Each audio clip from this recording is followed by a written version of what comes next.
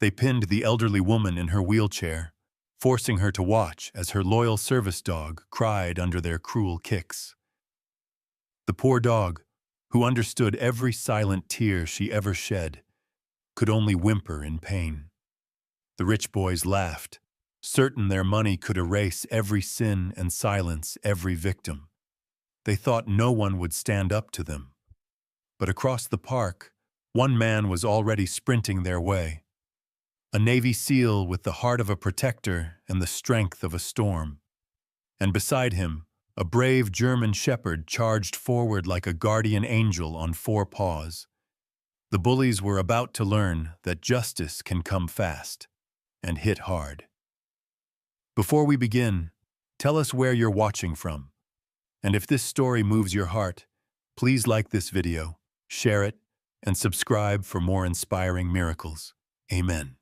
Soft summer air drifted above Portland's waterfront park, carrying the scent of river water and maple leaves dancing lazily in the afternoon light.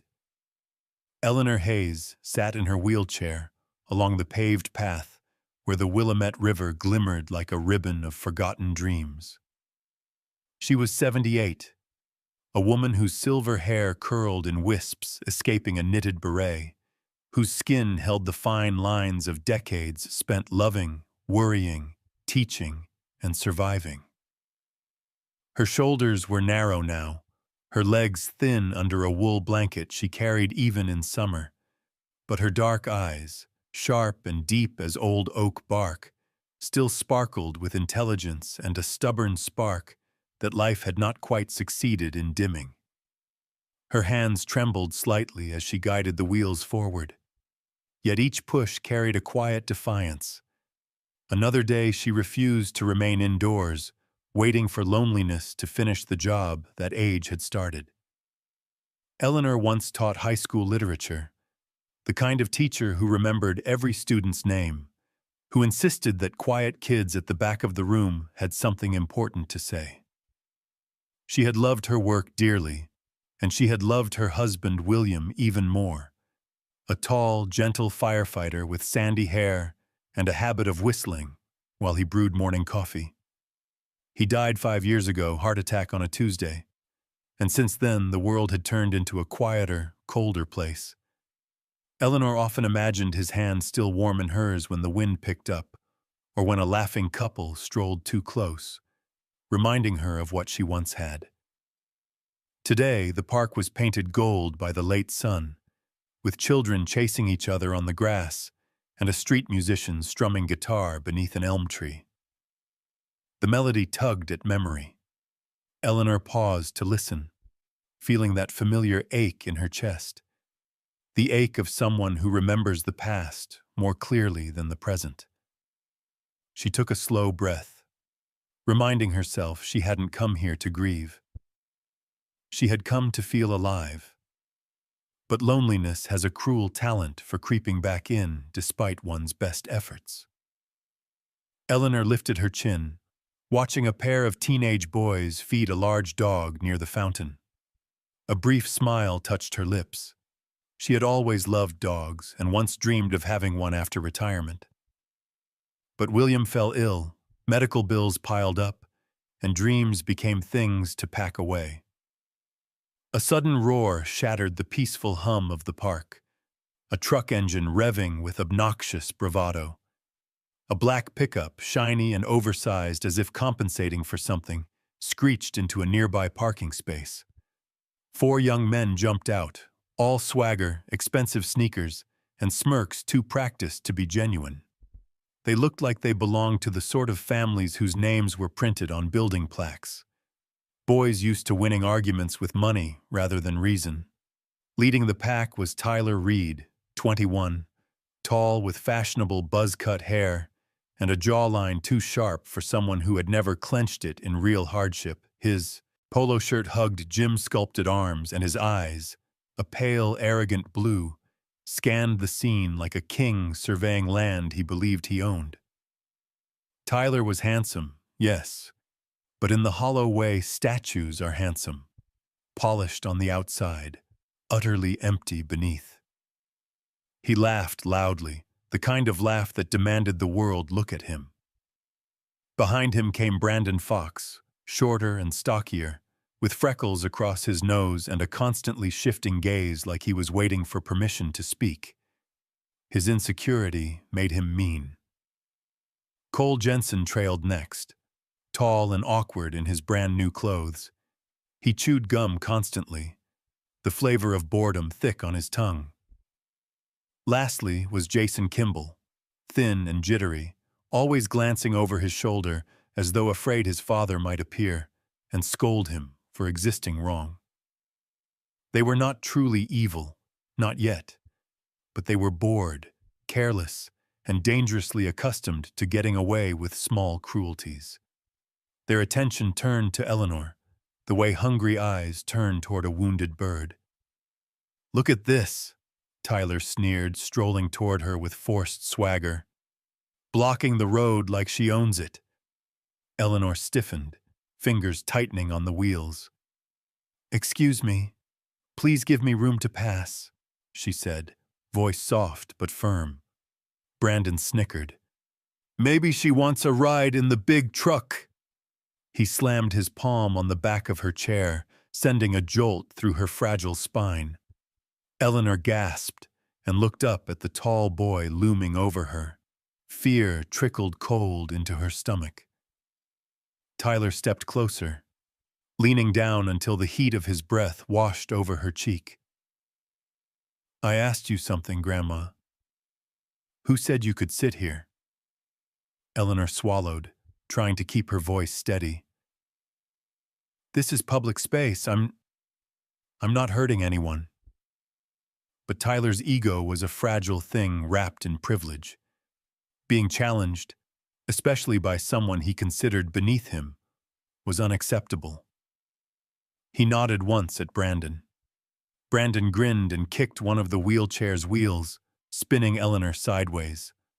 A rush of dizziness hit her as humiliation burned hotter than fear.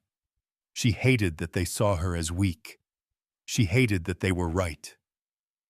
Here she was, once a woman who inspired hundreds of young minds, now powerless against 4 drunk kids.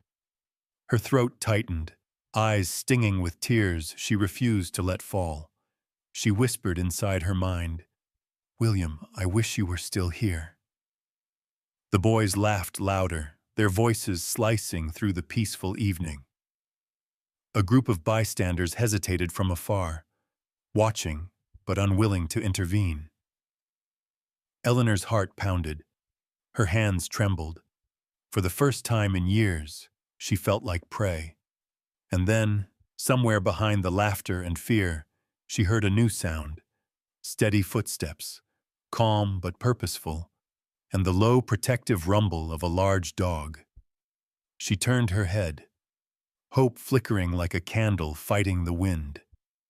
From the riverside path, a tall, broad-shouldered man with close-cropped brown hair was running toward them. Muscles cut from years of discipline, jawline firm, eyes narrowed with focus. At his side bounded a German shepherd with a thick black and tan coat, ears alert, tail rigid with intent. The dog moved like a soldier who understood danger before humans did. And the man's stance, calm, controlled, dangerous, was the stance of someone who had survived war and returned with a vow to never ignore injustice again. Eleanor didn't know his name yet, but she knew without doubt that he was coming for her. And for the first time that day, she felt safe. Jack Morgan closed the final distance with controlled speed, every muscle responding to a lifetime of discipline. He was 35, tall, with a powerful frame built from years of Navy SEAL training. His hair was short and dark, his jaw square and dusted with light stubble that shadowed a face carved by battles no civilian would ever hear about. His eyes, steel gray, were trained to scan for threats, but in moments like this, they revealed something else. A deep, unwavering promise to protect. At his left heel ran Atlas, a 5-year-old German shepherd with a broad chest, strong paws, and a coat black and tan like ink brushed over bronze. Atlas wasn't just a dog. He was Jack's partner, trained in military K9 handling, fiercely loyal, intelligent enough to read both danger and grief. He had a faint scar slicing above his right eyebrow, a reminder of a mission overseas where he saved Jack from a collapsing structure. Together, they were a silent storm rolling toward the boys surrounding Eleanor Hayes. Tyler Reed's mocking smirk faltered the instant he noticed Jack approaching. For the first time, a sliver of doubt flickered in his pale blue eyes. Jack stepped between Eleanor and the group, his stance wide and immovable, blocking their path like a fortress made of bone and resolve. Atlas stood beside him, head lowered, a growl deep in his chest vibrating the air. "Step away from the lady," Jack said, voice calm but heavy with steel. Not loud, just certain. Tyler tried to reclaim the arrogance slipping from him. "It's none of your business, man. We're just messing around." Jack didn't blink. "I saw enough to know you need to leave." Brandon Fox shifted nervously, his freckles standing out against his reddened skin. "We didn't hurt her," he muttered. But even he didn't sound convinced anymore. Cole Jensen chewed his gum faster, eyes darting between Jack's muscles and Atlas's teeth.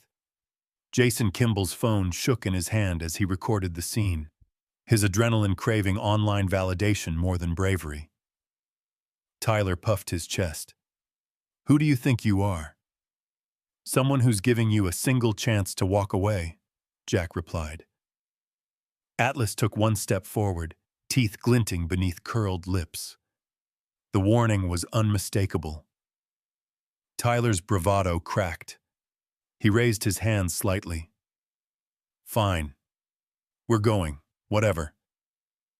But as the boys turned, Tyler couldn't resist a final attempt to reclaim his pride. He hissed over his shoulder, "Crazy old hag should just stay home." Atlas lunged. He didn't attack, just exploded forward with a bark sharp enough to slice through bone. Tyler stumbled back with a yelp, terror replacing arrogance entirely. Jack snapped his fingers, and Atlas halted instantly, muscles coiled like springs but under perfect command. Tyler grabbed Brandon's arm. Let's get out of here." They scrambled back to the truck, slamming doors, the engine roaring as they sped, away like cowards fleeing a battlefield they never belonged in. Silence poured into the space they left behind. The park slowly resumed breathing. Jack turned to Eleanor and knelt, bringing himself to her eye level. Up close, the weight of Eleanor's fear hit him hard. Her lip trembled, and tears, stubborn but ready, balanced at the edge of her lashes. "Are you all right, ma'am?" Jack asked gently. Eleanor nodded, though her voice cracked when she whispered, "Thank you. I didn't know what they were capable of." "They won't touch you again," Jack promised. Atlas approached her carefully, tail gentle as he sniffed her hand. Eleanor's fingers, old and trembling, brushed through his fur. "Good boy," she whispered, and a soft warmth unfurled in her chest. The musician nearby, a young man with curly hair named Rafael Soto, paused his guitar and hurried over. He wore faded jeans splattered with paint and a tie-dye shirt that looked like it had seen as many songs as he had heartbreaks. "Is she okay?" he asked, kneeling beside them. Raphael had a kind but weary face, dark brown eyes framed by lashes too pretty for a man who'd stopped believing in luck. He smelled faintly of cedar and coffee, his fingers rough from both chords and life. "She will be," Jack replied. Raphael stood and glared at the direction the boys had vanished.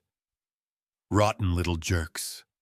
This city's gone soft, letting rich bullies run wild."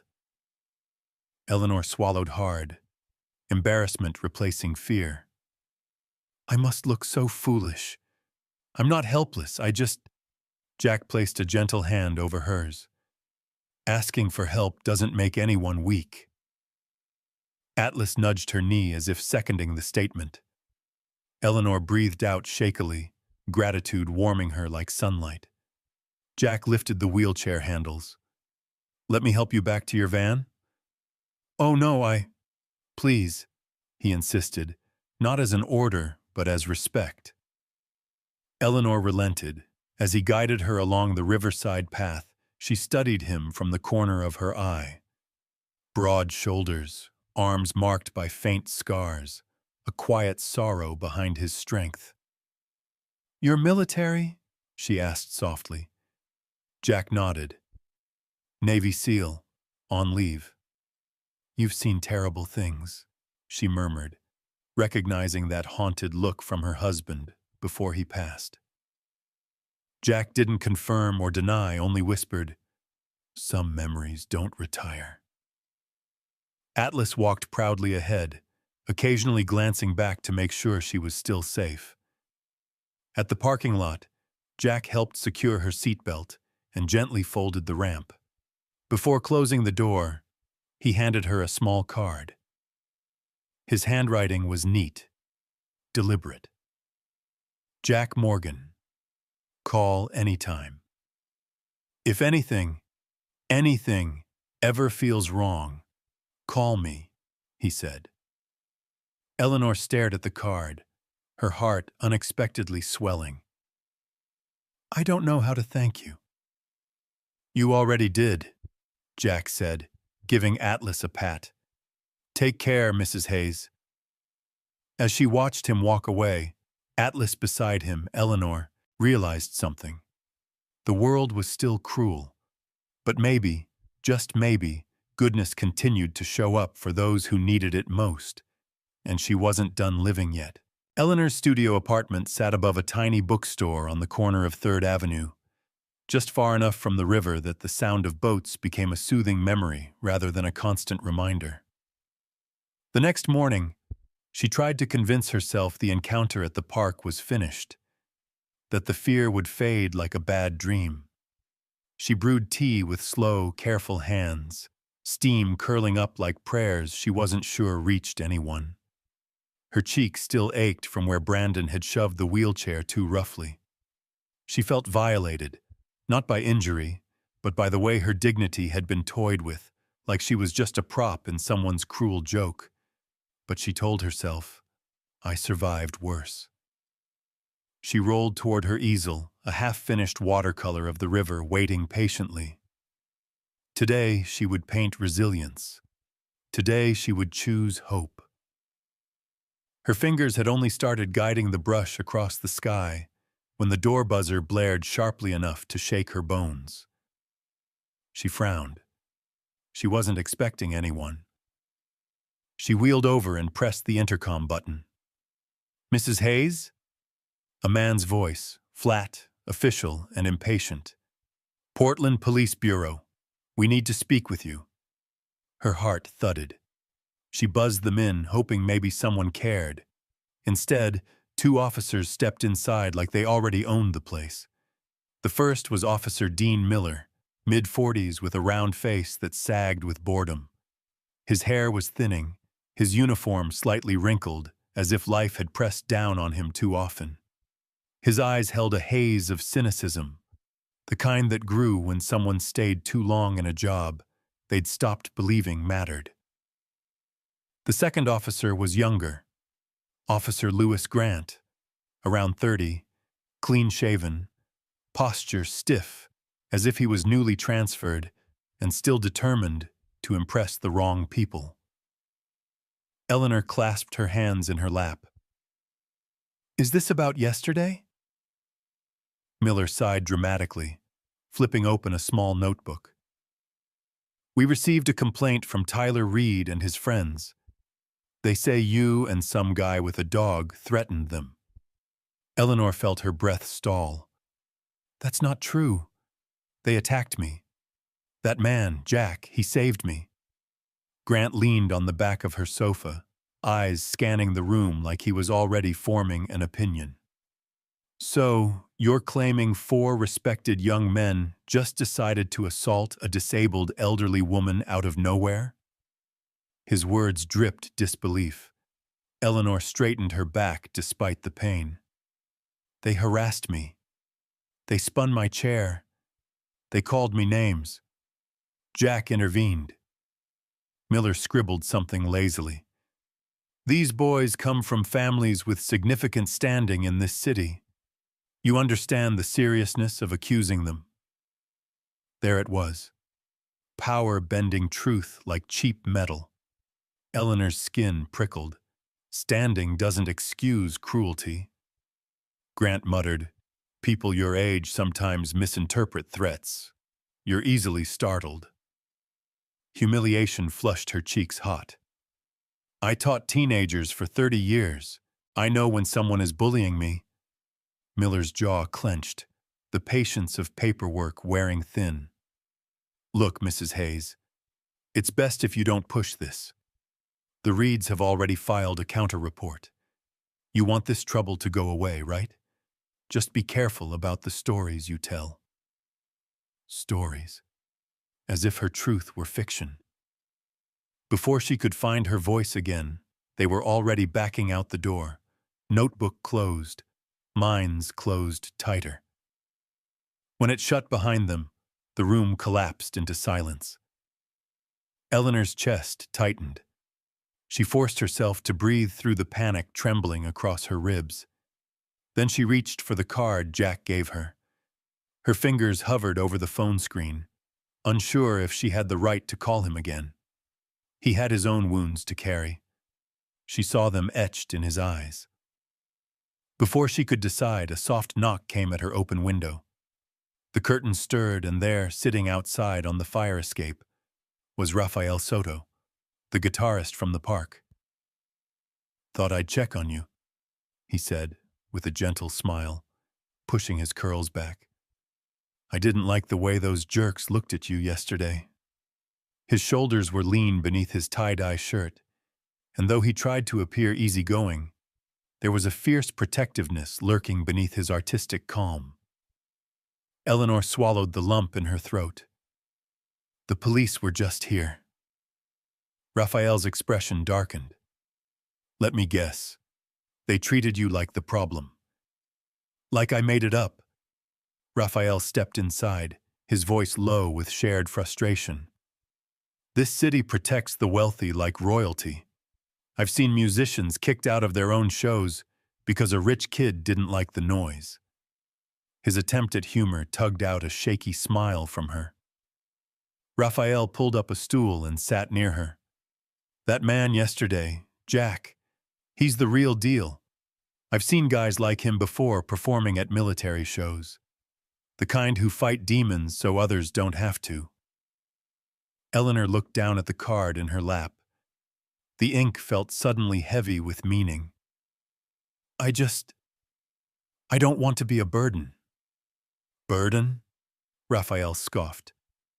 You're a survivor, but even the strongest among us need a shield sometimes. As if summoned by name, her phone vibrated. Unknown number. Her pulse spiked. She answered. A slick voice, male, smooth like polished marble. Mrs. Hayes, Arthur Pierce, legal counsel for the Reed family.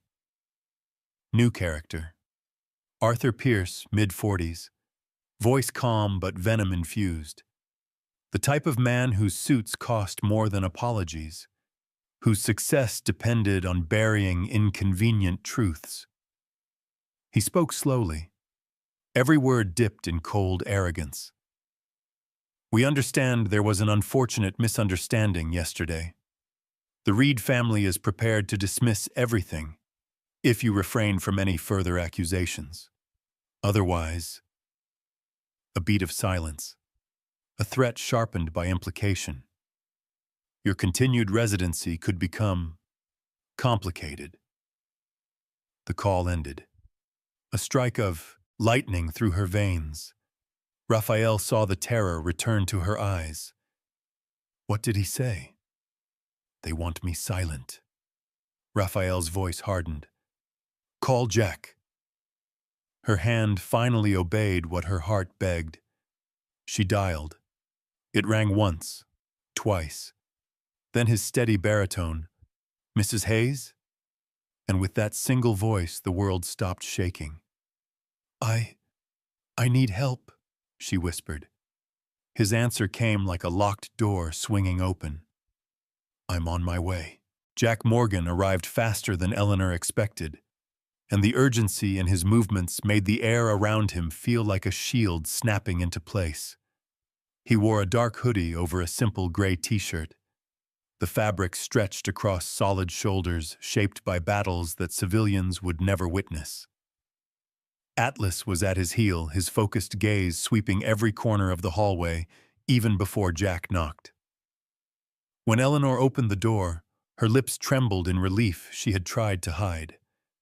Raphael stood behind her protectively, arms folded, though his lean frame lacked the physical power to back up the fierce glare in his dark eyes. Jack took everything in with a single glance. The scattered nerves, the tightening fingers in Eleanor's lap, the open window where Raphael had climbed in. His jaw tightened. What happened since I left? Eleanor told him. Her voice quivered at first, but steadied as she spoke of the police, of the young officer's skepticism and the older officer's dismissive disdain. She told him about the phone call, the venom hidden in polite legal language. Every detail carved deeper frustration across Jack's face. They're trying to scare you into silence, he said. Eleanor nodded, her throat tightening. It's working. Jack crouched so their eyes met, the same way he did in the park. His voice lowered, steady, grounded, something she could hold on to. They think you're alone. That's why they're bold. Atlas nudged Eleanor's knee, tail sweeping the floor just once. Reassurance from a creature who spoke comfort with presence. Jack stood, scanning the apartment. His instincts were firing. Too many windows, a single entry point, a fire escape that led straight to the street. Weak points everywhere. He had spent years evaluating places just like this under far worse circumstances. We can secure this, he murmured, mostly to himself. It won't stop everything, but it will slow them down. He pulled a compact utility pouch from his jacket, small but filled with cleverly folded survival. You carry that everywhere? Raphael asked. Jack gave a humorless half-smile. The world doesn't give warnings. As Jack worked, he spoke little. He fastened tiny alarms to the doorframe and windows, nearly invisible unless one knew to look. He positioned a motion-detecting light above the fire escape and placed a homemade wedge device beneath the door, a simple block of reinforced composite he carved himself during long deployments. If they force the lock, the alarm triggers. You'll hear it. So will I. Eleanor frowned in confusion. So will you? I'm not leaving tonight, he said simply. There was no room for argument. Raphael's eyebrows lifted, admiration clear. You take promises seriously. Jack didn't answer. His silence was confirmation enough. The evening deepened. Through the window, Portland's streetlights flickered on, turning the quiet road below into a river of amber. Reflections. Eleanor brewed tea because it was the only normal thing her trembling hands could manage. She offered Jack a cup. He declined with a polite nod, eyes still busy studying the room, but Atlas surprised her. He sat politely near the kitchen counter, tail tapping lightly as if asking. Can dogs drink tea? She whispered. Jack's stern expression softened just a bit. He likes the smell. Reminds him of warm places. He said it casually, Yet the past behind that comment weighed heavy. Cold nights in war zones. Atlas curled close to stay alive. Eleanor lowered herself beside the dog and let him sniff the steam. His ears perked. He gently pressed his head against her arm. It felt like a thank you. Jack's attention was caught by Raphael's guitar leaning against the wall. "You play professionally?" he asked. Raphael shrugged a little too defensively. "Used to. Now I play wherever the city doesn't chase me away." "You stayed with her," Jack said, not as a question, but an acknowledgement. Raphael looked at Eleanor, and his voice softened.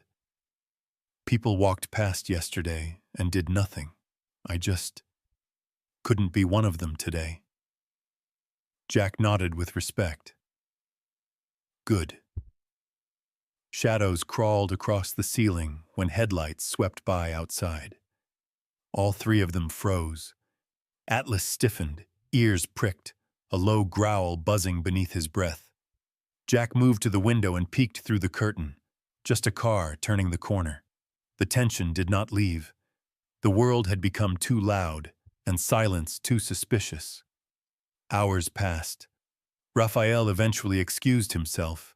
He had a late gig at a nearby bar, one that barely paid enough for him to eat, but kept his soul from drying out. He promised to check in tomorrow. After he left, Jack laid out a sleeping roll on the floor near the door. Atlas lay beside him without command, a guardian made of fur and loyalty. Before turning off the lamp, Jack noticed Eleanor staring at the ceiling, lost in fears she couldn't voice. "You should rest," he said gently. She swallowed.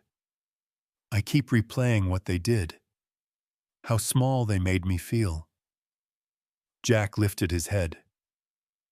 "My mother used to say bullies are loud because they're afraid someone braver will tell the truth." Eleanor blinked, surprised. Jack seldom spoke of personal history. He looked away quickly, like the memory startled him. "Some things never stop hurting," he said, "but you can still keep living." Eleanor nodded, comforted more by his presence than his words. She turned off the light beside her bed. Darkness settled. Outside, the city's hum faded into a tense quiet. Atlas lifted his head once, ears rotating like satellite dishes searching for trouble. Jack remained awake longer than he let on. His eyes rested, but his mind counted every quiet sound, measured every shift in the night wind. He had protected people before, on battlefields, in broken homes, in places where justice had drowned. Yet something about Eleanor stirred a fierceness in him he didn't expect. Perhaps it was because she reminded him what he fought for, the right of good people to live without fear. As the clock's ticking slowed and Eleanor's breathing steadied into fragile sleep, Jack whispered into the dark, a vow forged in steel and quiet fury. "You're safe tonight." Atlas huffed softly in agreement. Morning arrived in Portland with a drizzle that painted the windows in thin trails of silver. Eleanor Hayes woke from the first dreamless sleep she'd had in days.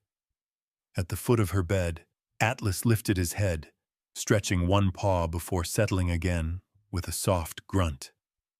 Jack Morgan was already awake, sitting upright on the floor like a sentinel who never truly rested. His hoodie was off, revealing muscular arms marked with scars that told stories he would never willingly speak aloud. His hair was slightly tousled, but his posture remained disciplined, shoulders squared even in stillness. Eleanor adjusted her blanket, watching him with quiet appreciation. "You didn't sleep," she said. Jack's gaze remained on the door. "Lightly," he replied. He finally looked over his shoulder, and his voice softened. "How are you feeling?" "A little less fragile," Eleanor said with a small smile. Thanks to you. Atlas trotted over and placed his head in her lap, making her laugh despite the heaviness still clinging to her ribs. The laughter faded when Jack's demeanor shifted, focused again, in that way soldiers never fully abandoned. I'll make us coffee, he said, rising. He brewed it quickly, hands steady even with fatigue weighing on him. As they sipped silently, the outside world seemed still, as if trouble had paused to breathe. But calm rarely lasted where power and arrogance collided. At that same moment, across town in a sleek high-rise office, Arthur Pierce was pouring himself a glass of water, each movement precise like a man who despised randomness. Pierce was tall, lean, with perfectly combed dark hair and glasses that framed steely eyes devoid of sympathy. His charcoal suit looked carved rather than worn, a symbol of the importance he believed he carried. Tyler Reed sat slouched in a leather chair opposite him, nursing a bruised ego bigger than any physical injury. Chad and Cole hovered nearby, red-eyed from fear rather than remorse.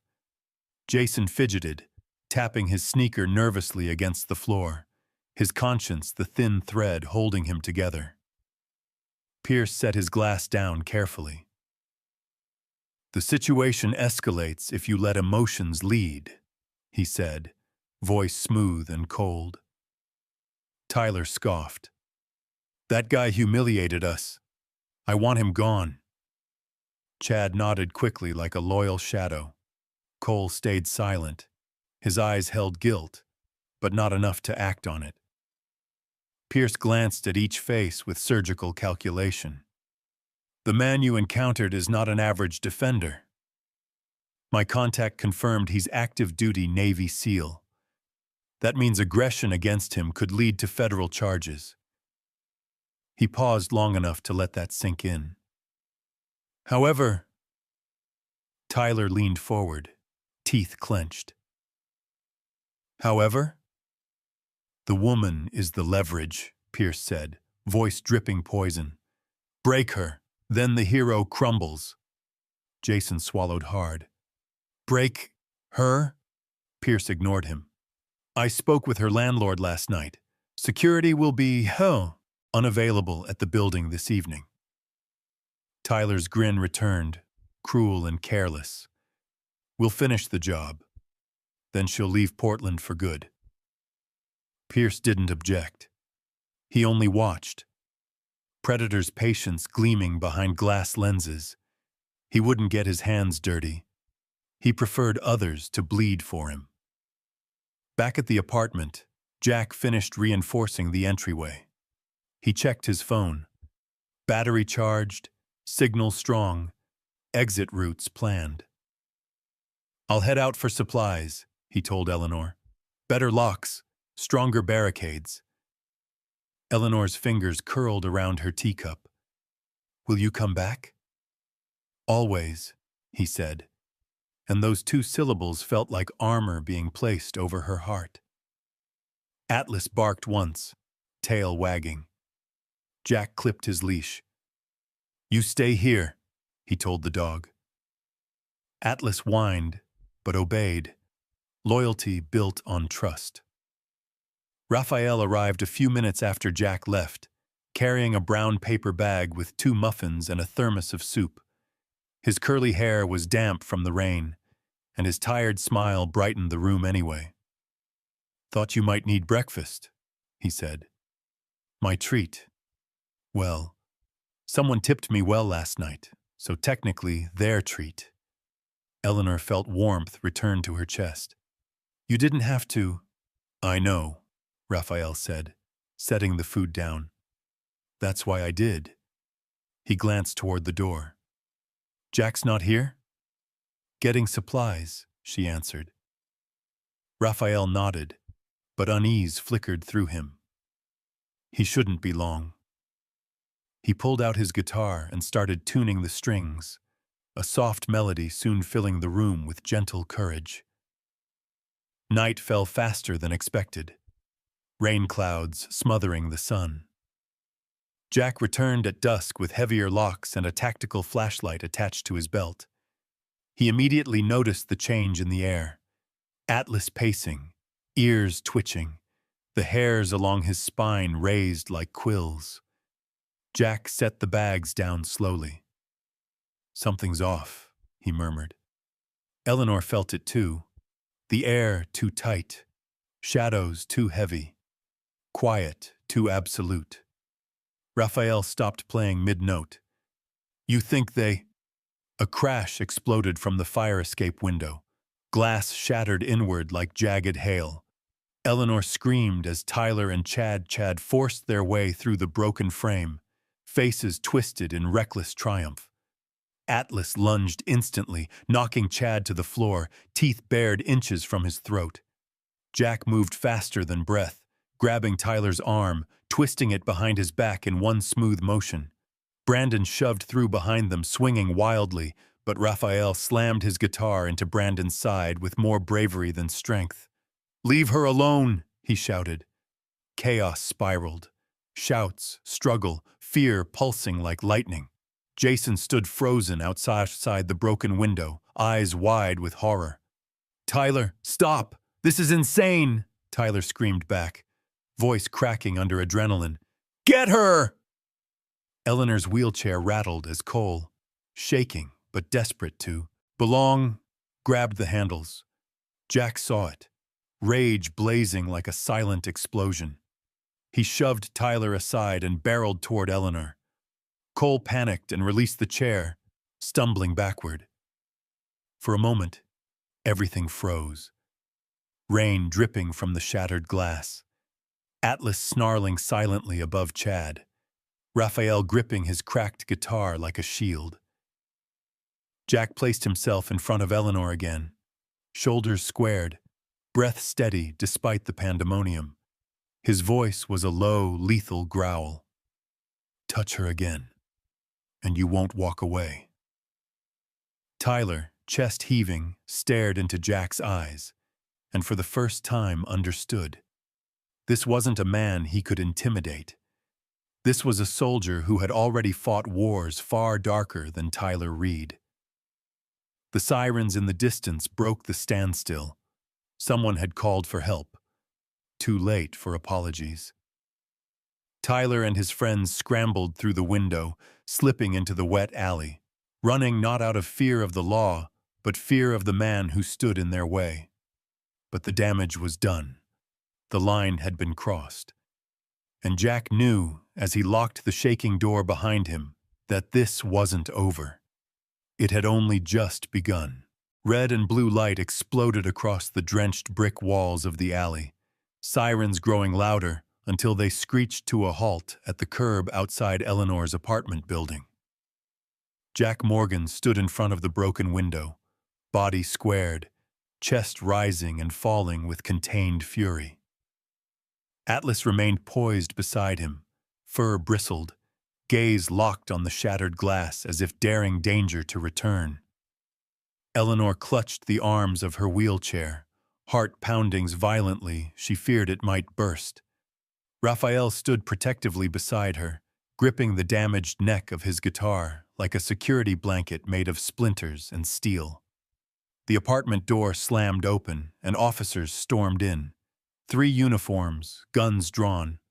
The realization hit Jack instantly. They were reacting as though he were the aggressor. He raised his hands slowly, palms outward, every movement calculated to avoid escalation. These weren't soldiers. These were local police fueled by adrenaline and likely bias.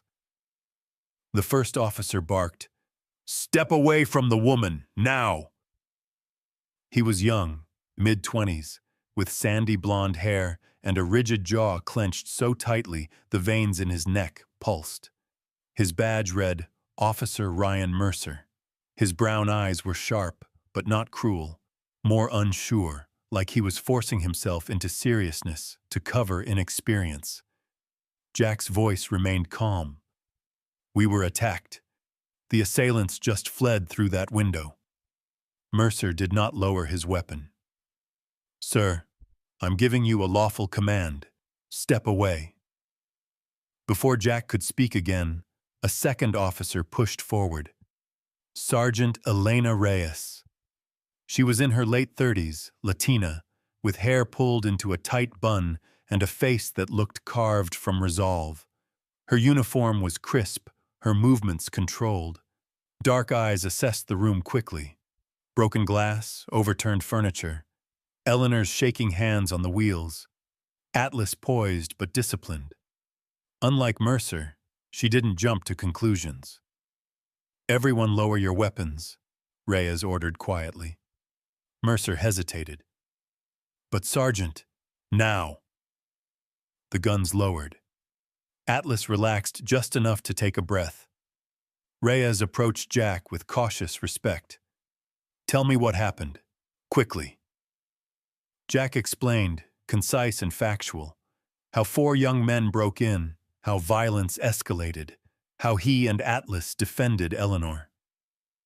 Reyes listened without interrupting, noting every detail. Her hands stayed near her belt, but not on her firearm. Eleanor cleared her throat. "He saved my life. Twice now. If he wasn't here," her voice cracked, but Jack steadied a hand on the back of her wheelchair. She found strength again. "They would have taken me, hurt me, maybe worse." Raphael stepped forward. "I saw them burst in. They ignored her when she begged them to stop. They wanted to terrorize her." Sergeant Reyes nodded as she looked around, absorbing the evidence. Then she turned toward Mercer. "Put out a bolo on 4 young males, likely late teens to early 20s, fleeing north in the rain." She sealed the chaos with authority. Clean, efficient, humane. But the momentary relief was shattered when another figure entered the doorway. Calm, smug, venom disguised in a tailored overcoat. Arthur Pierce. He brushed an invisible speck from his charcoal sleeve as though the assault scene were a minor inconvenience to his day. His hair was perfectly styled, his expression unreadable except for a glint of arrogance in his silver-rimmed glasses. "Sergeant Reyes," he said, projecting confidence as if the room belonged to him. "I represent the Reed family. I believe there's been a misunderstanding. My clients were defending themselves earlier from a dangerous man and his aggressive attack dog." Jack's jaw clenched, and Atlas growled, sensing Jack's tension. Reyes stepped in front of Pierce. "Your clients broke into a disabled woman's home.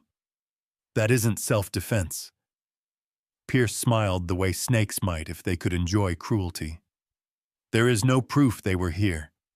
And if an active-duty Navy SEAL assaulted our poor boys in the park earlier, well," he shrugged, "people will talk." Eleanor's voice rose, trembling but defiant. "You liar! They terrorized me!" Pierce's attention flicked to her, devoid of empathy. "Mrs. Hayes, stress can distort memory. We want what's best for you. Let this go and we can—" Jack stepped between them, eyes dark as storm iron. "You're done talking."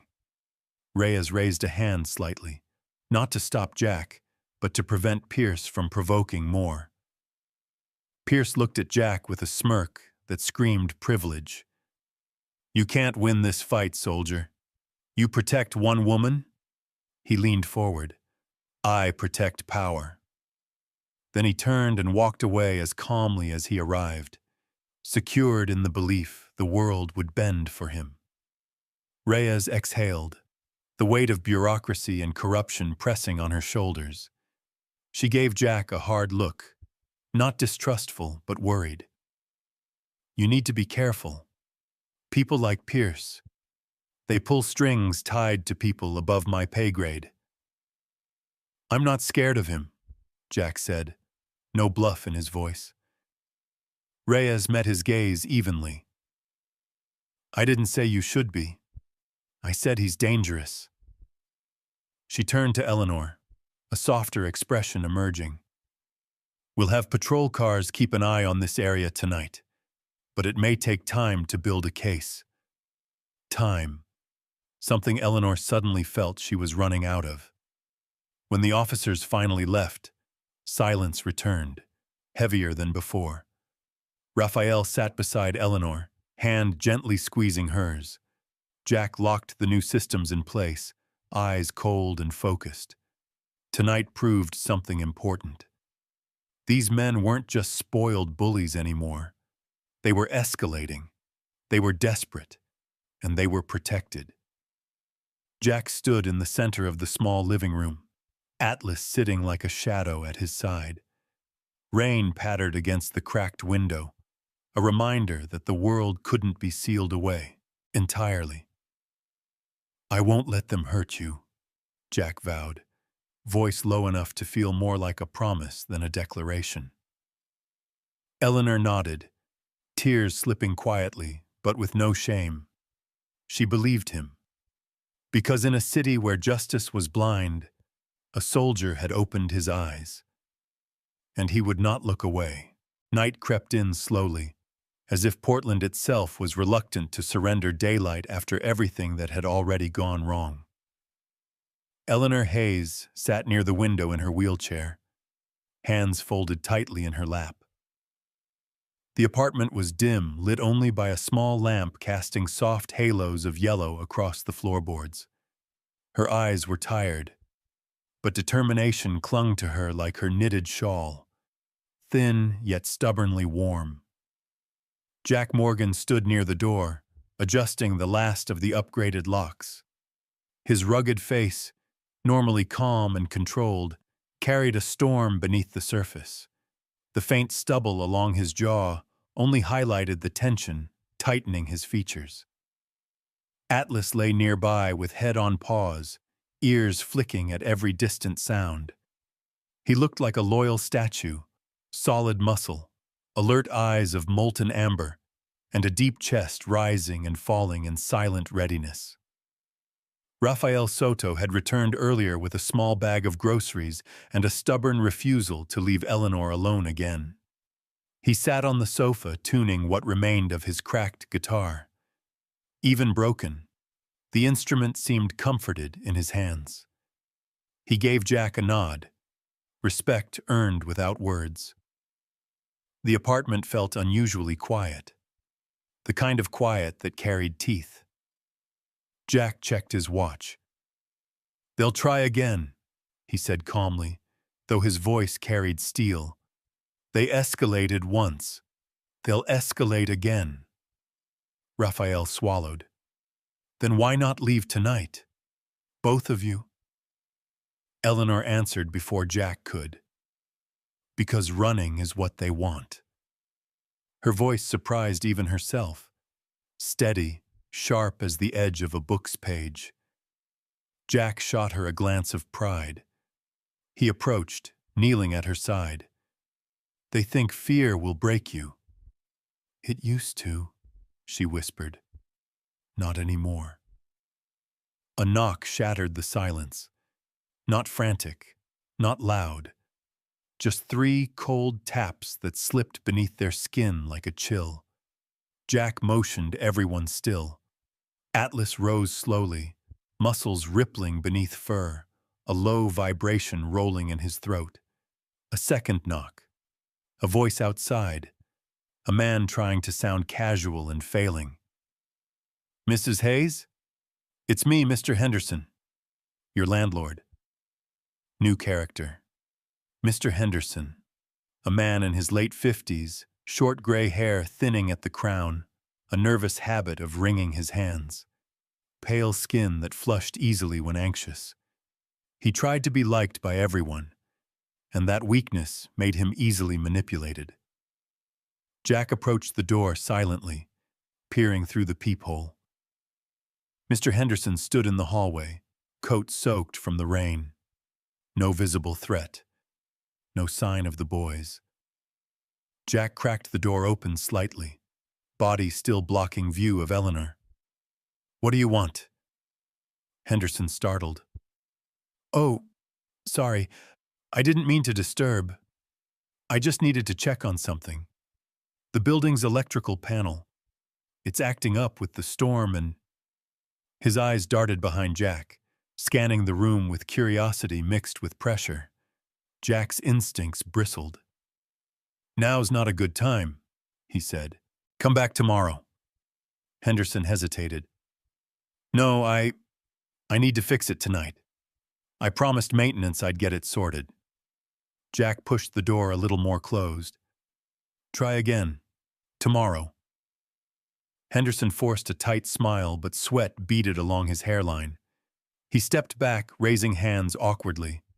Right. Of course, tomorrow.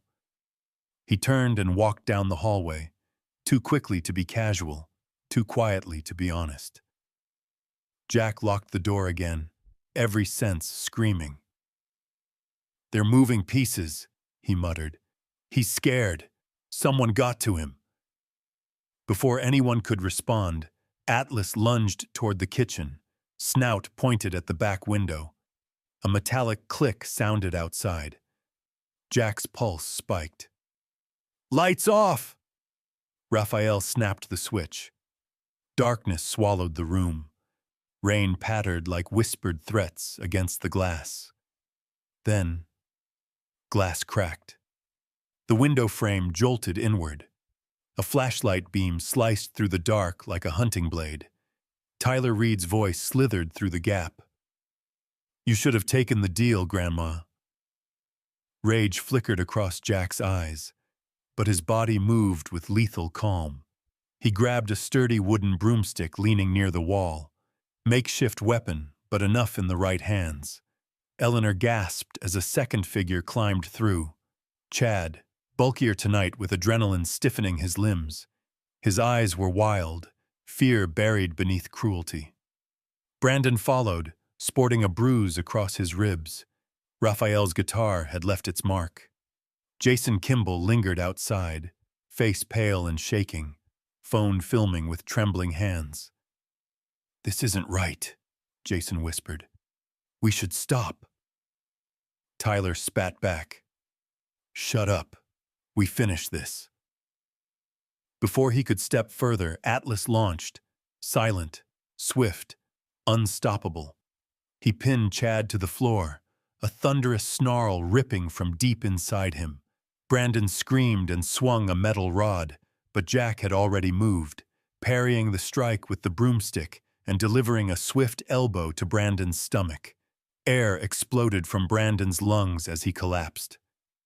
Tyler lunged toward Eleanor, his gaze raging with obsession to dominate what frightened him. Raphael intercepted, grabbing Tyler's coat, but Tyler shoved him violently aside. Raphael slammed into the wall, guitar clattering to the floor. Jack sprinted across the room and tackled Tyler mid-reach, both crashing into Eleanor's work table, paint and canvases flying like feathers of chaos. Jack pinned him with forearm to throat. It ends tonight, Jack snarled. Tyler's voice broke into a desperate scream. Dad will ruin you. You think you're a hero? You're nothing. And you're done hurting people, Jack answered. The room heaved in silence except for Tyler's shallow breathing and Chad's whimpering beneath Atlas's weight. Outside, sirens again. Closer this time. Faster this time. Jason froze with the phone still recording. When officers burst in, including Sergeant Reyes, she saw it all. The intruders restrained. The disabled woman terrified but unharmed. The soldier standing between her and danger. Her posture shifted instantly. Justice finally seeing clearly. Arrest them, Reyes commanded. Officers swarmed. Tyler screamed as cuffs clicked. Chad cried for mercy. Brandon vomited from fear. Jason dropped the phone in defeat. As they were dragged out, Reyes approached Jack. You kept her alive, she said. Jack didn't respond. His hand only fell to Atlas's head, gratitude melting into exhaustion. Eleanor looked at him through trembling tears. Thank you, she breathed. Jack knelt, his expression softening for the first time in nights that felt like years. It's over, he said gently. And this time, he almost believed it. Morning sunlight finally returned to Portland, washing away the night's fear as though the rain had carried darkness down every gutter and into the past. Inside the hospital recovery room, Eleanor Hayes blinked awake to golden light. Her cheeks still bore the faintest shadow of the bruise from days ago, but her eyes, brown flecked with resolve, held no fear now. She sat upright in her wheelchair, a cozy knitted blanket over her lap, her posture more confident than it had been in years. Across the room, Atlas lay curled on a dog bed provided by staff. The large German shepherd looked peaceful, chest rising steadily, bandages removed after examination, confirmed he was unharmed. He was 5 years old, yet tonight he rested with the heavy contentment of a warrior allowed to stand down. Rafael Soto sat near the window, patching his guitar neck with fresh wood given by a kind nurse. His loose curls fell across his forehead as he worked with surprising focus for someone whose hands still shook. He had always been gentle, affectionate toward the world, despite life punching him more than he deserved. His kindness had become courage.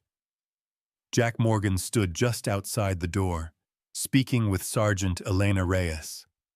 He towered over her by at least a head, his broad shoulders filling the hallway. But he wasn't intimidating, only steady. His storm-gray eyes, once distant and burdened by memories of war, now held purpose. Reyes was unyielding as always, dark hair secured in a tight bun, uniform immaculate, hands folded behind her back.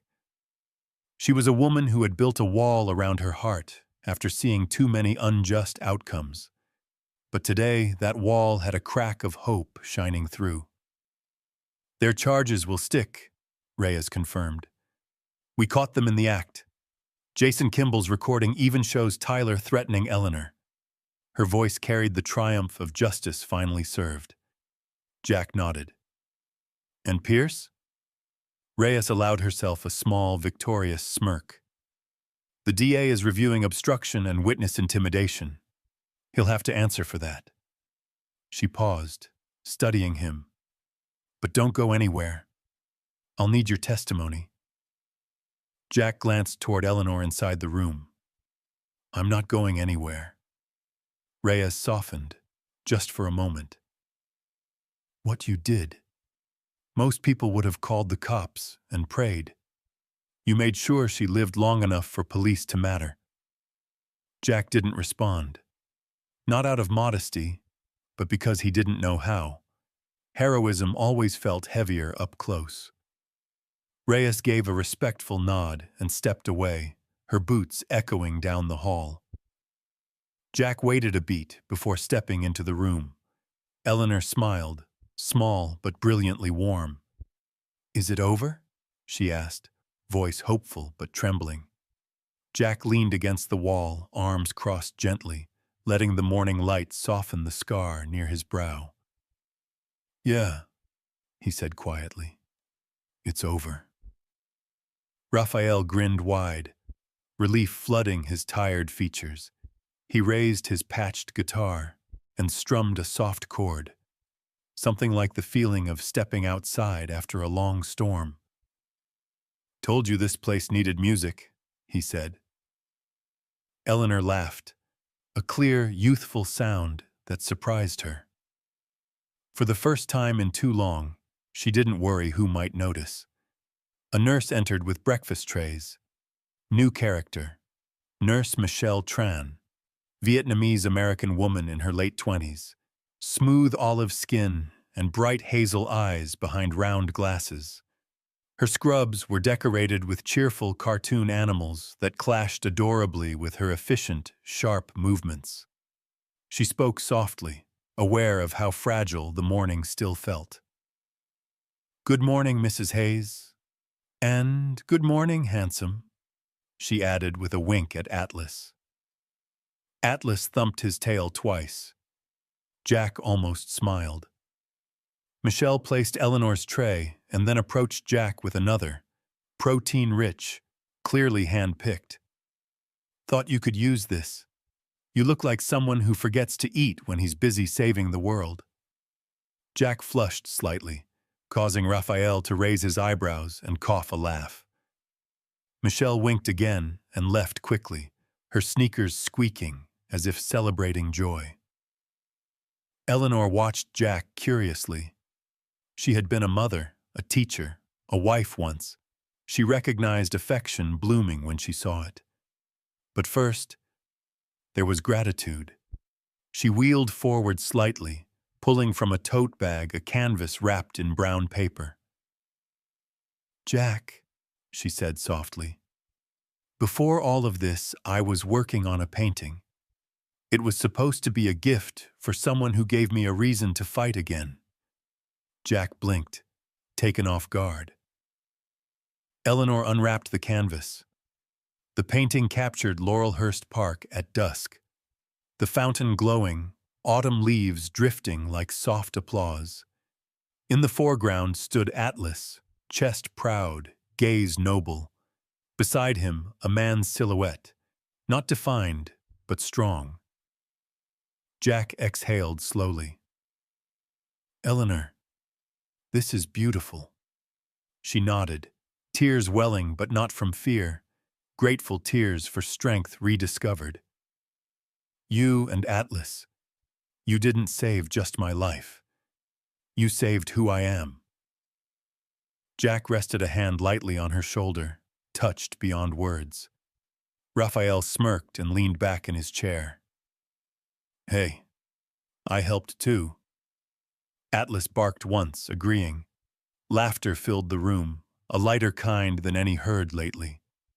By afternoon, paperwork was completed, promises made, and they left the hospital together.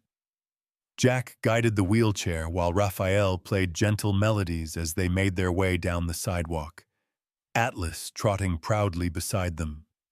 The city no longer felt dangerous. It felt alive. When they reached Eleanor's apartment building, something stopped them all. In front of the entrance stood neighbors, 10, maybe 20 people. Men and women Eleanor had only known as passing faces. Mr. and Mrs. Donahue, elderly couple from floor 3, held a bag of groceries. Julian Park, a shy teenager with freckles and a skateboard, handed Atlas a chew toy still wrapped with the price tag. Donna Wu, local barista with short blue hair and a tattoo sleeve of flowers, held a sign painted hastily, "You are not alone." They had heard what happened, and they refused to stay silent. Jack glanced at Eleanor. Her hand covered her mouth as tears spilled freely. Not of fear, but belonging. A community reclaimed. Raphael stepped forward, guitar in hand. "What do you say, Ellie?" he teased gently. "Ready to play your song again?" Eleanor nodded and raised her chin, meeting her neighbor's eyes with a spark she thought she'd lost long ago. "Yes," she said. "I'm ready to be part of life again." The applause was soft but sincere, rising like new sunlight. Jack watched from behind, one hand resting on Atlas's fur. For the first time in years, the weight on his shoulders loosened. He wasn't a ghost wandering a world he no longer recognized. He had a purpose again. Maybe even a home. People can rebuild.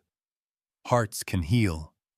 And sometimes, heroes arrive not with capes or medals, but with a dog who refuses to back down, and a man willing to stand in the dark until the morning returns. Today, the sun had chosen to stay.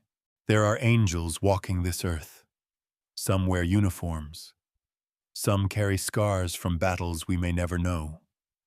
And some simply hold a leash and refuse to give up. Tonight, Eleanor found her miracle not in the sky, but standing beside her, with a loyal dog and a man who chose compassion over fear. When the world turns cruel, when darkness tries to silence the gentle, God sends protectors. He sends hope wrapped in fur. He sends courage wearing dusty boots and a tired heart still willing to fight for one more sunrise. And maybe, just maybe, He sends this story to remind us that no one is ever truly alone. If this touched your heart, please help the miracle continue. Share this story with someone who needs hope today. Comment Amen if you believe God watches over the vulnerable. Subscribe to stay with us on every journey of loyalty, bravery, and love. May God bless you and your family. May He send you protection before danger arrives, comfort before tears fall, and light before the night gets too dark. Because miracles, they don't always come from heaven above. Sometimes, they come on 4 paws and a promise. Amen.